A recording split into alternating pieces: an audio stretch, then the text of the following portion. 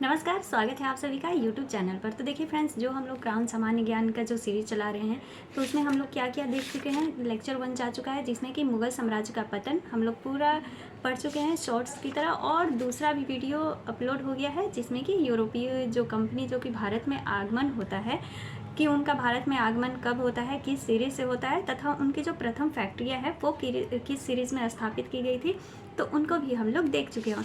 आज हम लोग तीसरा जो लेक्चर होगा उसमें देखेंगे जो टीपू सुल्तान से, मतलब जिन जिन से प्रश्न पूछा जाता है ना, कोई भी आप कम्पिटेटिव एग्ज़ाम दे रहे हो तो उसमें देखेंगे टीपू सुल्तान के बारे में देखेंगे।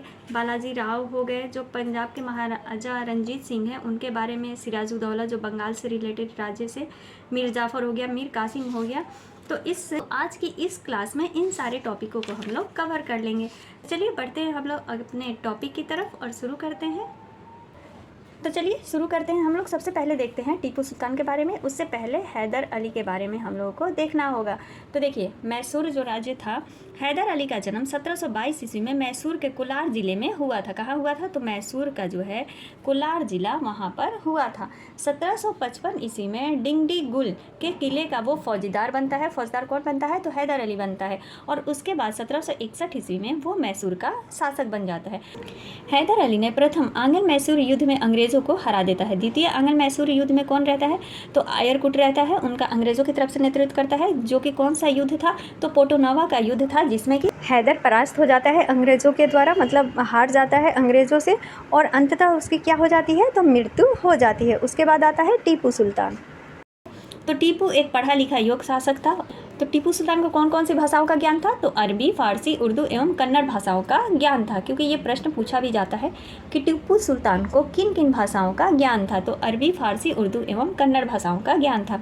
उसने नई मुद्रा, नई मापतौल की इकाई की ओर जो है प्रचलन करवाया था। किसने? तो टीपू सुल्तान ने। टीपू सुल्तान ने श्रृंगेरी के जो जगत गुरु थे शंकराचार्य, उनके सम्मान में मंदिरों का क्या करवाया? तो पुनः निर्माण कराया। इसने श्रृंगेरी मंदिर में देवी शारदा की मूर्ति के निर्माण के लिए धन दिया था। किस देवी के लिए? तो देवी शारदा की मूर्ति के लिए क्या दिया था? धन दिया था। टीपू सुल्तान ने फ्रांसीसी क्रांति से प्रभावित होकर श्रीरंगपट्टनम में जैकोबियन क्लब की स्थापना की। तो जैकोबियन क्लब की स्थापना किसने की? तो टीपू सुल्तान ने। कहाँ पर? तो श्रीरंगपट्टनम में उसका सदस्य बना और स्वयं को नागरिक टीपू सुल्तान कहने लगा। टीपू सुल्तान ने अपनी राजधानी श्रीरंगपट्टनम में फ्रांस और मैसूर के जो मैत्री का प्रतीक क्या लगाया था? तो स्वतंत्रता का वृक्ष लगाया था, इन दोनों के मित्रता का प्रतीक के रूप में।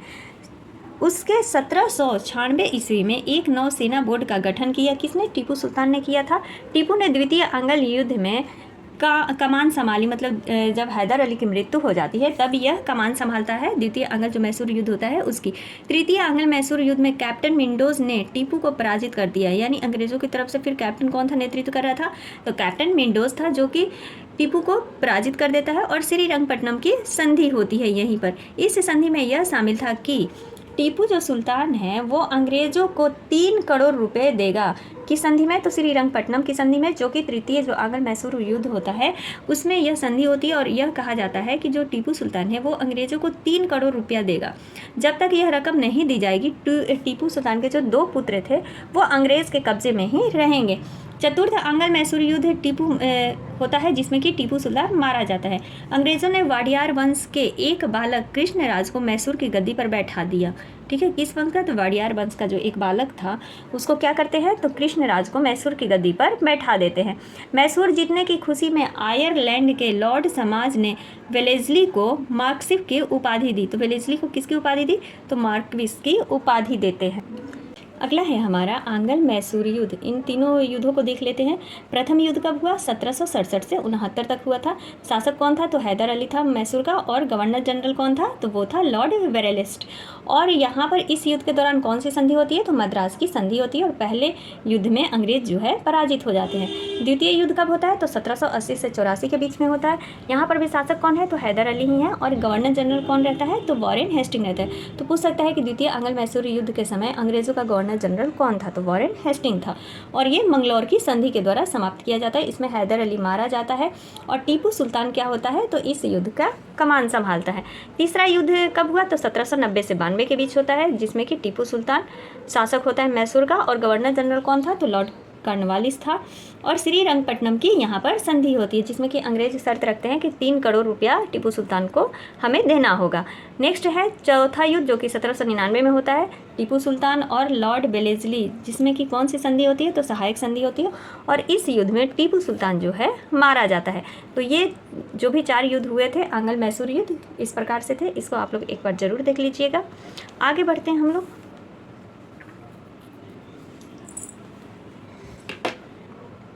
अगला पॉइंट है हमारा पंजाब। गुरु गोबिंद सिंह की मृत्यु के बाद उसके शिष्य बंदा बहादुर ने सिखों का नेतृत्व संभाला। बंदा बहादुर ने सिखों का पहला राजनीतिक नेता हुआ जिसने प्रथम सिख राज्य की स्थापना की। तो प्रथम सिख राज्य की स्थापना किसने की, तो बंदा बहादुर ने की। 1716 ईस्वी में फर्रुखसियर द्वारा बंदा बहादुर की हत्या कर दी गई। 1716 ईस्वी हम लोग पढ़े हैं ना, जब मुगलों का पतन, तो उस समय ये देखे थे कि 1716 में फर्रुखसियर द्वारा बंदा बहादुर की हत्या कर दी जाती है। कपूर सिंह के नेतृत्व में 1748 में दल खालसा की स्थापना होती है। दल खालसा की स्थापना कब होती है, तो 1748 ईस्वी में होती है।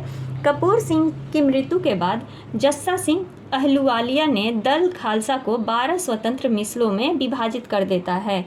कितने मिसलों में, तो 12 मिसलों में विभाजित कर देता है, जिसमें भंगी मिसल सबसे शक्तिशाली था। कौन सा मिसल, तो भंगी मिसल जो था वो सबसे शक्तिशाली था।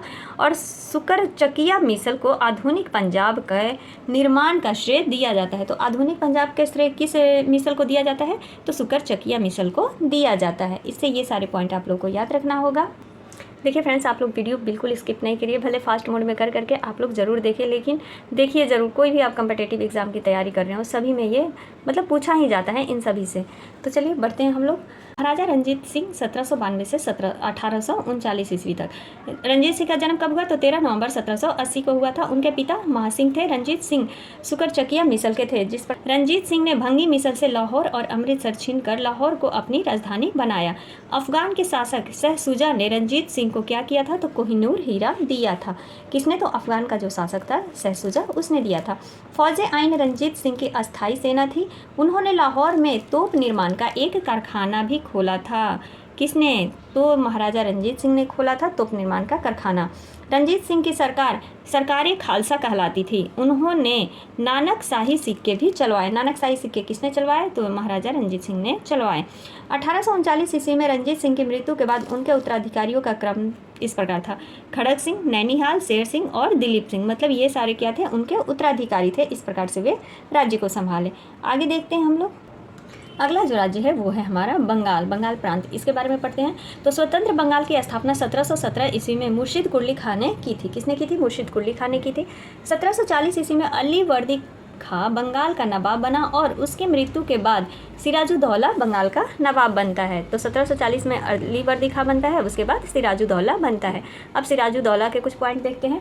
तो सिराजुद्दौला 10 अप्रैल 1756 को बंगाल का नवाब बना। सिराजुद्दौला ने अंग्रेज़ के काशिम बाजार की फैक्ट्री पर अपना कब्जा कर लेता है और अधिकांश अंग्रेज जुज्वारग्रस्त फुल्टा द्वीप पर भाग जाते हैं। जो अंग्रेज होते हैं ना, वो कौन से द्वीप पर भाग जाते हैं, तो फुल्टा द्वीप पर भाग जाते हैं। 20 जून 1756 को काल कोठरी दुर्घटना हुई, जिसमें 146 अंग्रेज जो थे को बंदी बना लिया गया और 21 जून में उनमें से मात्र 23 व्यक्ति ही जीवित मिलते हैं।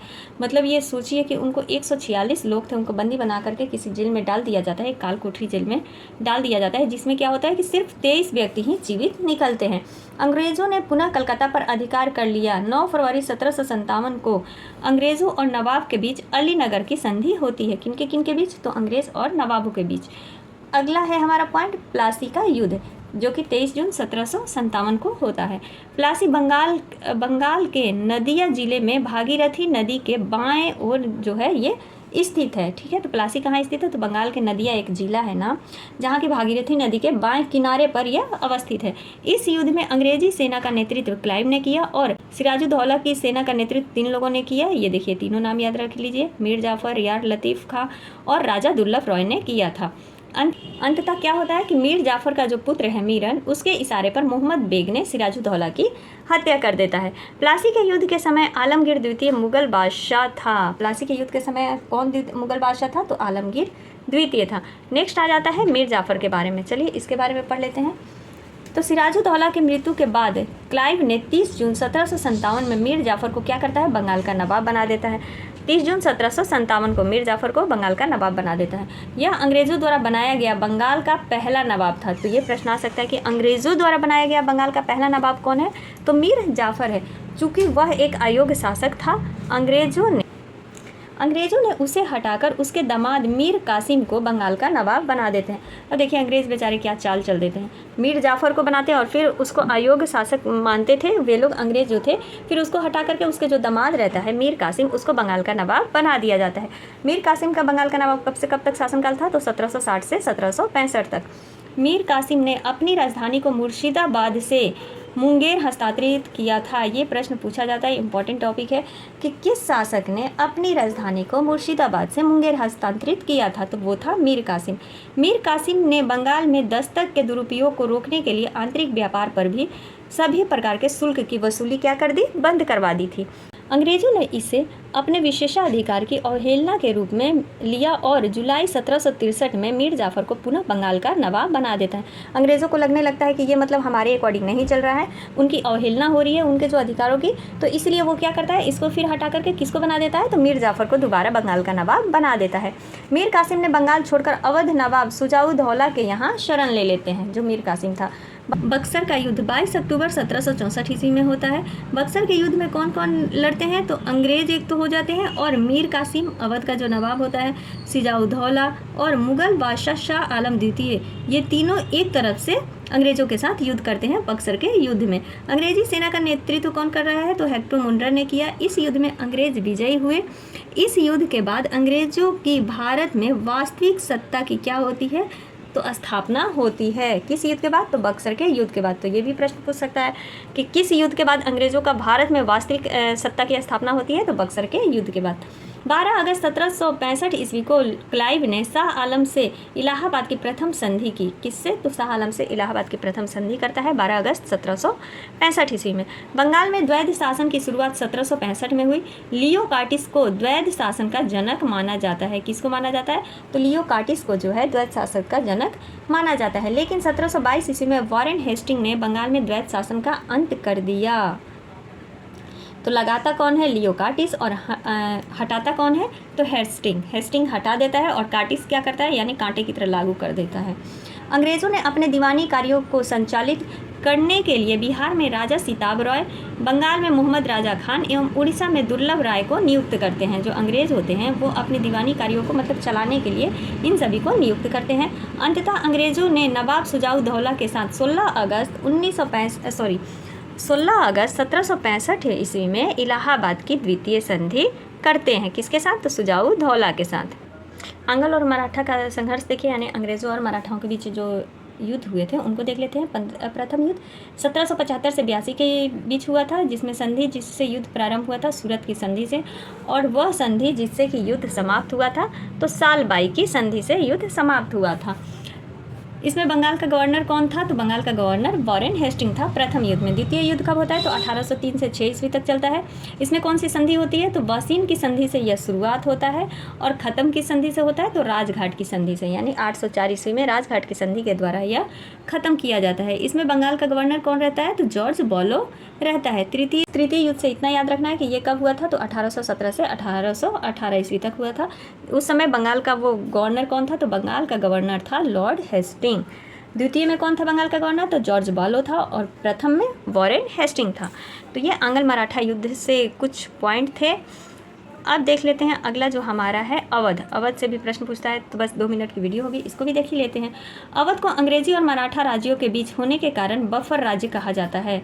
दोनों के मतलब बीच में होने के कारण क्या कहा जाता है, तो बफर राज्य कहा जाता है।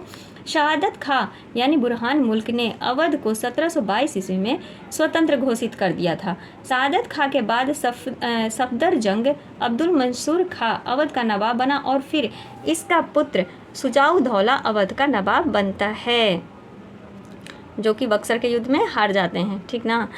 शुजाउद्दौला अवध का नवाब बनता है। शुजाउद्दौला वॉरेन हेस्टिंग के साथ 1773 ईस्वी में बनारस की संधि की। 1775 में अवध के नवाब आसफउद्दौला ने फैजाबाद की जगह लखनऊ को अपनी राजधानी बनाया, जहां उसने इमाम बाड़ा का निर्माण करवाया था। किसने करवाया था? तो आसफउद्दौला ने करवाया था।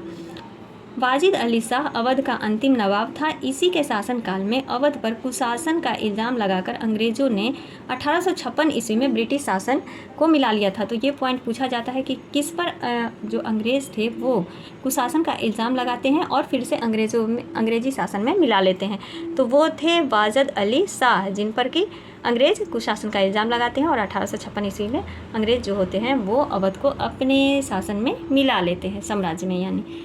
तो ये हमारे कुछ महत्वपूर्ण पॉइंट थे जिनसे कि एग्ज़ाम में प्रश्न पूछे जाते हैं। कहीं पर मिस्टेक हो गई हो तो क्षमा कीजिएगा। मिलते हैं अगली वीडियो में, और अगली वीडियो में हम लोग धार्मिक समाज सुधारक करें या फिर 1857 के क्रांति का विद्रोह, ये आप